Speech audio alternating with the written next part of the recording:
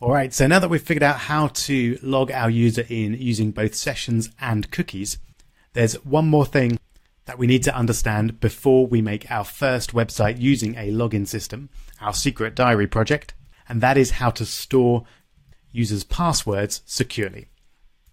Now this is quite a complex topic, and what I'm going to tell you here is definitely not everything that there is to know about website security, but it's everything you need to get your users' passwords as secure as they can be.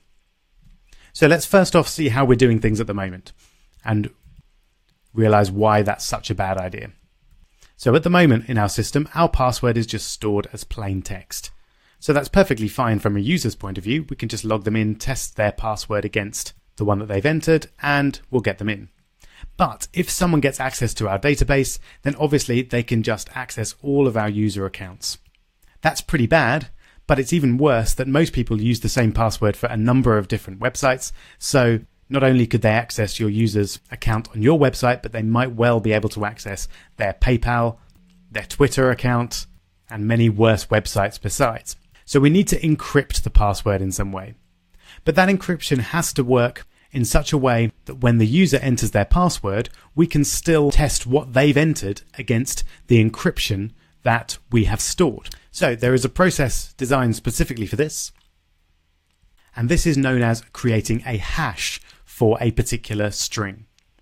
And there's one well-established type of hash that we normally use in PHP, and that is MD5. And the MD5 function essentially takes a string. So let's say our user has a very bad password and does a one-way encryption on it. So it essentially turns it into a long alphanumeric string that is very hard to reverse encrypt.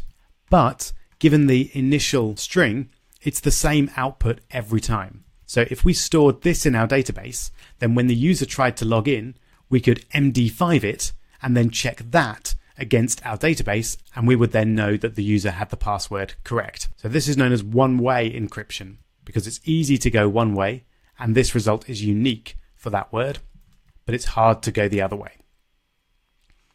So you might think we're done, right? We can just store the MD5 hash of our users' passwords in our database and no one can go the other way. Unfortunately not. Because the MD5 string is unique to each original string, hackers can quite easily create long lists of MD5s for commonly used passwords. And you can actually check this for yourself online using a website such as crackstation.net. So if we take our long string here, paste it into crackstation.net, put in the captcha, then it will check that hash against its known hashes, and you can see it's got the password straight away. So that's the problem. Because this is a unique one-way hash, common passwords will be detectable by your hackers, and we don't want that. Note that if we do have a properly complex password,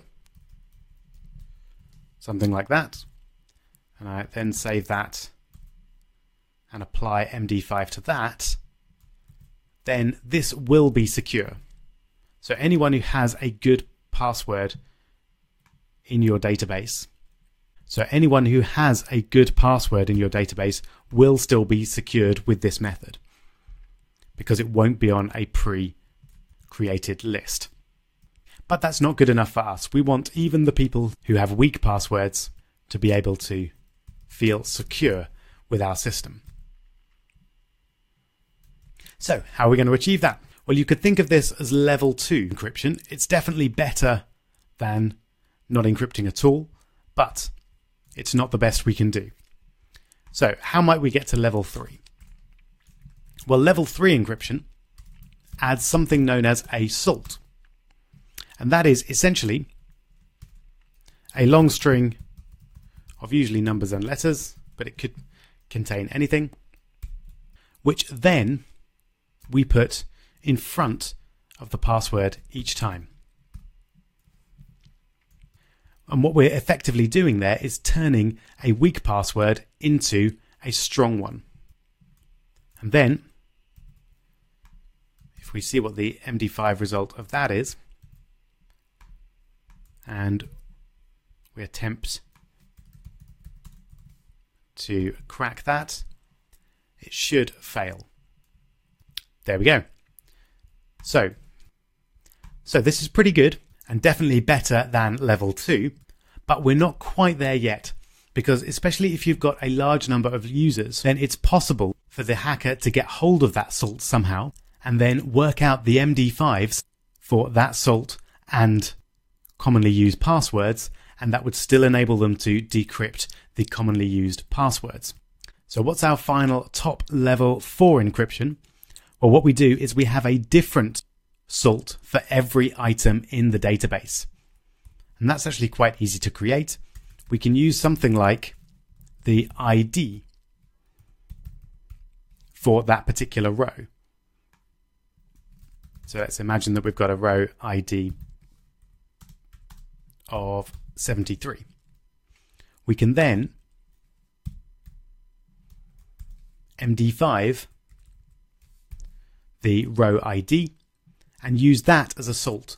And then because we've got a different salt for every user in our database, it's still not 100% impossible for the hacker to get hold of one of the salts. But if they do, that doesn't give them access to any of the other passwords, and they have to start from scratch with each user. So essentially, it will be such a long and complicated process that it's probably not worth it for the hacker to try and decode even commonly used passwords if you do it this way. The other advantage of doing it this way is that you don't even need to store your hash anywhere, because it's just calculated from something in your database.